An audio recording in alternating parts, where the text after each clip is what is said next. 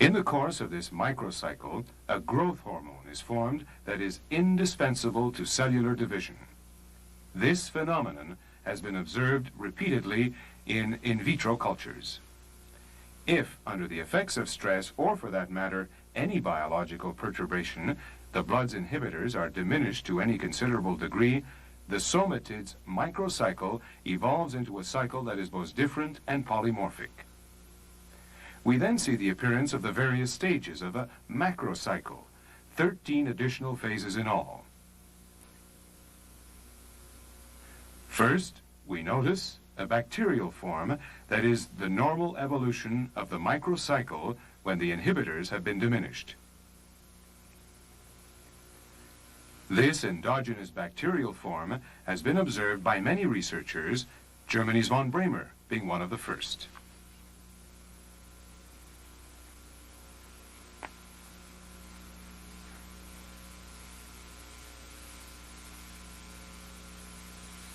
The double bacteria which evolves from the preceding bacterial form is often observed in blood smears.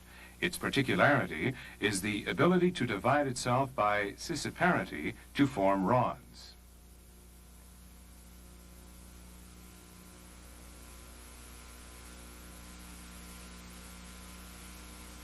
The rod form looks like a bacterial form, except that it is longer and its cytoplasm seems empty.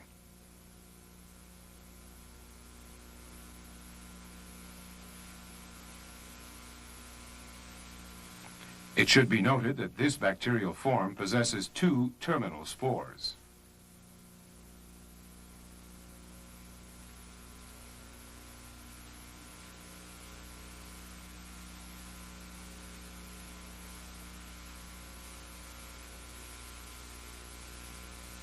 The granulated double-spore bacterial form has a cytoplasm filled with granulations that begin to move.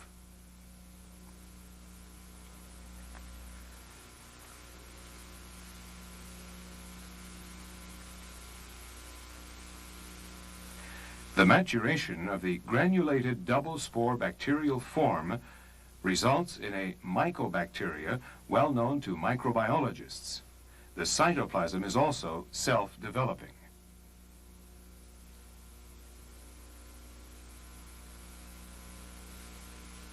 The mycobacteria that we have just seen has developed further and formed bubble-like enclaves to which it owes its name, bubble mycobacteria.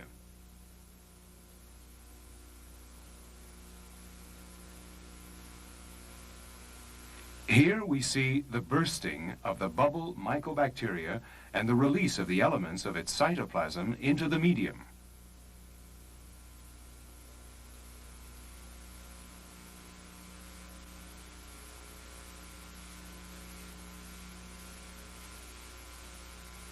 The yeast-like formations that result from the bursting of the bubble mycobacteria have a diameter of 4 to 5 microns.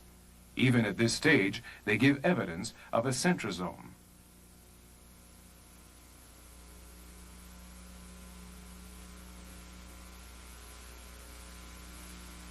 The yeast-like formations proliferate and become ascospore forms, precursors of mycelial elements.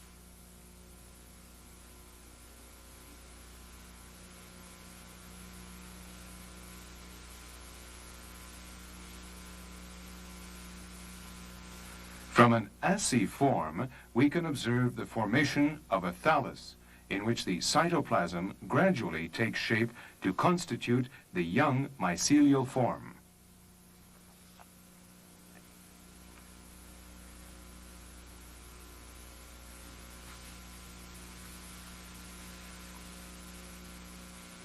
It is through a conjuncture and with peristaltic movements that the young mycelial form develops a thallic cytoplasm and eventually becomes an adult mycelial form.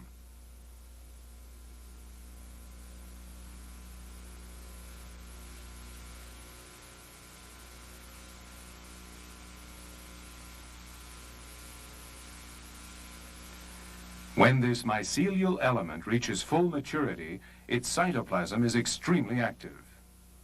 and when it bursts, it releases an enormous quantity of new particles into the medium, each particle capable of duplicating the entire cycle.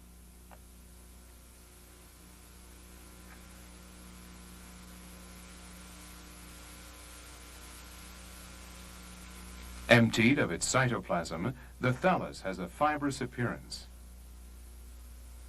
Incidentally, it is this residue from the somatidian cycle that is often observed in blood smears and dismissed as an artifact of coloration.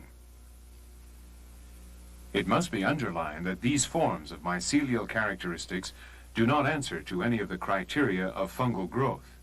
In fact, they are not affected by massive doses of amphotericin B, fungicide, or any other antifungal substance. The preceding observations lead us to a series of postulations. 1. The somatid is endowed with polymorphism, a polymorphism controlled by blood inhibitors.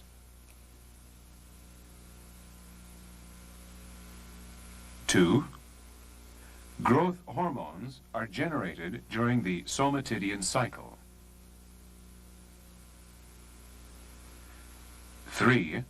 In both the animal and plant kingdoms, cellular division requires the presence of the somatid. 4. When blood inhibitors are lacking, growth hormones are allowed to increase until they threaten cellular metabolism.